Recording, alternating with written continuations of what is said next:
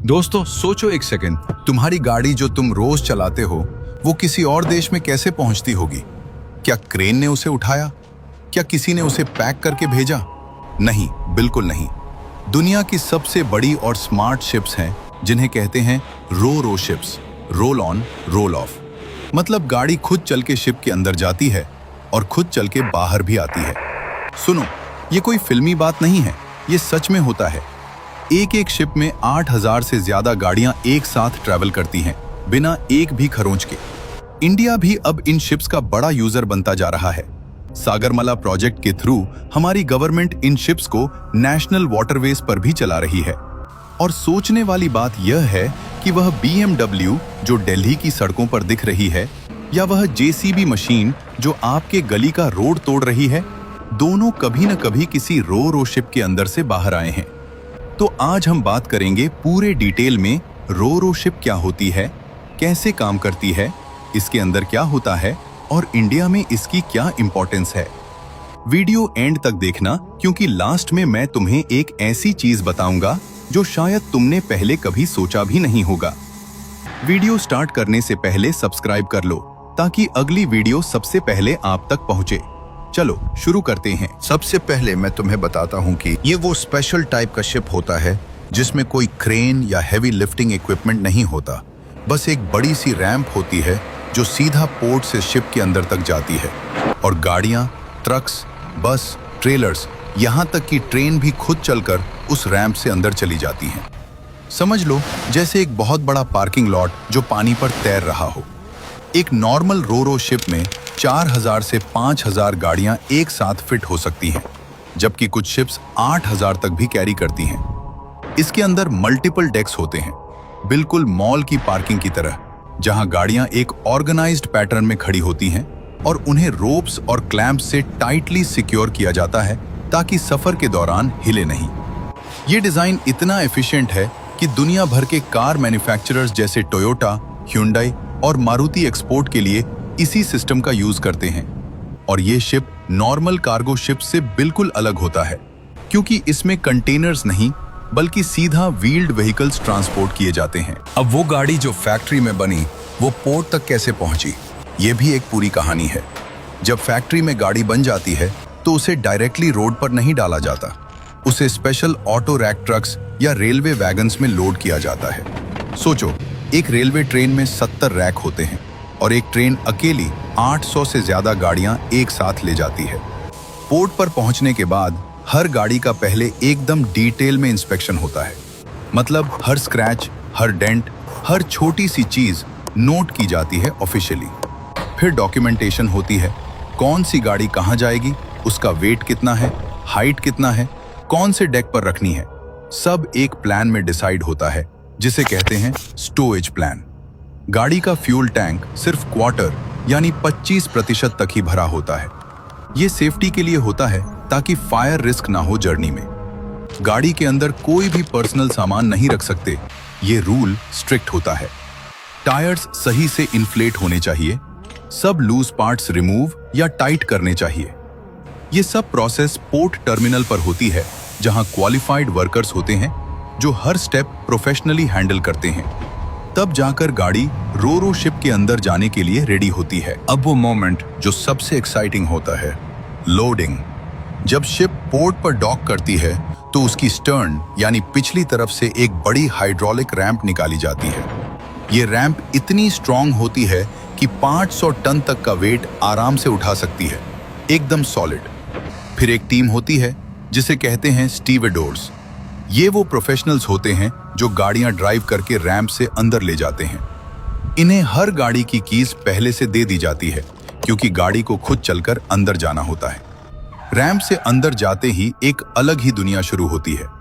एक के बाद एक फ्लोर आते हैं, जैसे एक giant multi storey parking. Storage plan के अकॉर्डिंग ड्राइवर को बता दिया जाता है कि यह गाड़ी एग्जैक्टली किस फ्लोर पर, किस लाइन में, किस नंबर पर खड़ी करनी है। गाड़ी पार्क होने के बाद तुरंत उसे लैशिंग किया जाता है। मतलब स्पेशल मेटल चेन्स और स्ट्रैप से गाड़ी के चैसिस को फ्लोर के सिक्योर पॉइंट से टाइट कर दिया जाता है। एक गाड़ी को 2 से 6 लैशिंग पॉइंट्स पर फिक्स किया जाता है, दोनों साइड से, ताकि बड़ी बड़ी लहरों में भी वह 1 इंच भी न हिले।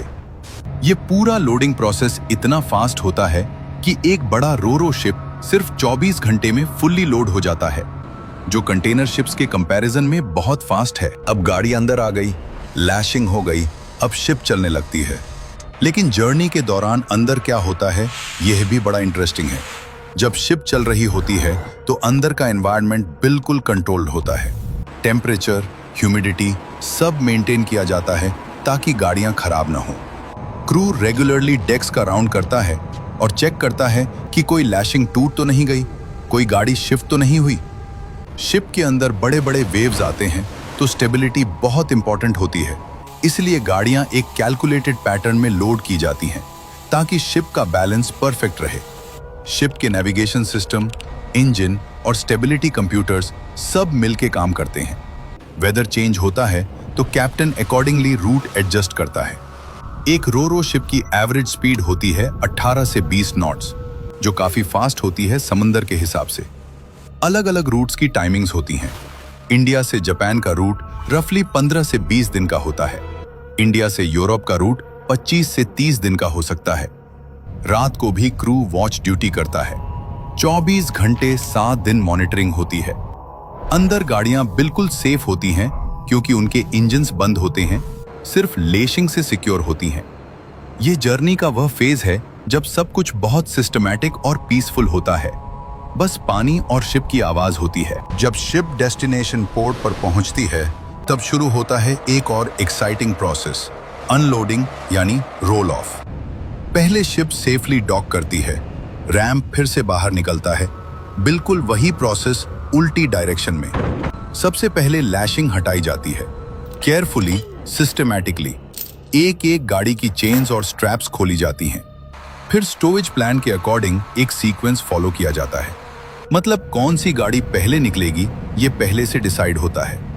ये सीक्वेंस इसलिए इंपॉर्टेंट है क्योंकि अगर गलत ऑर्डर में गाड़ियां निकाली जाएं तो शिप का बैलेंस बिगड़ सकता है और वह एक तरफ झुक सकती है। शोर ड्राइवर्स एक एक गाड़ी को केयरफुली ड्राइव करके रैंप से बाहर लाते हैं और पोर्ट के डेजिग्नेटेड पार्किंग एरिया में खड़ी करते हैं। फिर वहां कस्टम्स क्लियरेंस होती है। हर देश के अपने रूल्स होते हैं। इंपोर्ट ड्यूटी, डॉक्यूमेंटेशन सब चेक होता है।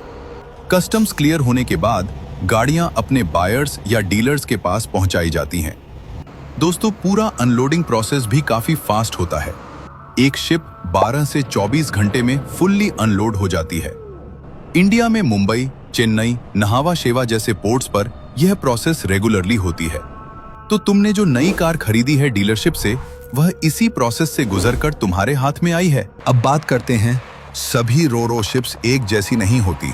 इनके भी अलग अलग टाइप्स होते हैं। पहला टाइप है पीसीसी, प्योर कार कैरियर। ये सिर्फ कार्स ले जाता है, कुछ नहीं, बस कार्स।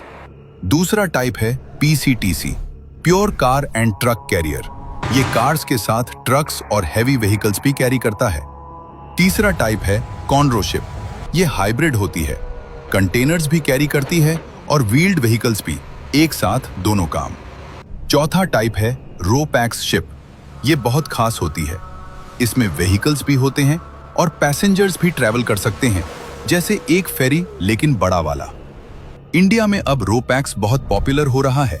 घोगा से दहेज रूट गुजरात में और सगरमला प्रोजेक्ट के अंडर गंगा ब्रह्मपुत्रा जैसे नेशनल वाटरवेज पर भी रोरो सर्विसेज शुरू हो गई हैं। यह रोड्स पर से ट्रैफिक कम करने का एक स्मार्ट सॉल्यूशन है। ट्रक जो 8 घंटे रोड पर लगता है, वो 2 घंटे में शिप से पहुंच जाता है। इंडिया की गवर्नमेंट इस सिस्टम को एग्रेसिवली प्रमोट कर रही है क्योंकि यह एनवायरनमेंट फ्रेंडली भी है और कॉस्ट इफेक्टिव भी। एक ट्रक जो रोड पर चलता है वह फ्यूल भी ज्यादा जलाता है और रोड भी डैमेज करता है। शिप पर एक बार में हजारों ट्रक्स जाते हैं एक साथ। तो रोरो शिप्स सिर्फ इंटरनेशनल यूज के लिए नहीं हैं, यह इंडिया के अंदर भी रेवोल्यूशन ला रही हैं। जब तुम नई कार खरीदते हो तो वो कार ने 1300 मील रेलवे में ट्रैवल करके फिर रो शिप में समुंदर पार करके तुम्हारे हाथ में पहुंची होती है। एक रो शिप एक दिन में हजारों ट्रक्स का काम कर देती है। आप में से किसने अपनी कार रो शिप के थ्रू मंगवाई हो तो कमेंट में रो शिप लिखिए। अगर वीडियो पसंद आए तो लाइक, शेयर और सब्सक्राइब जरूर करें और मिलते हैं अगले वीडियो में।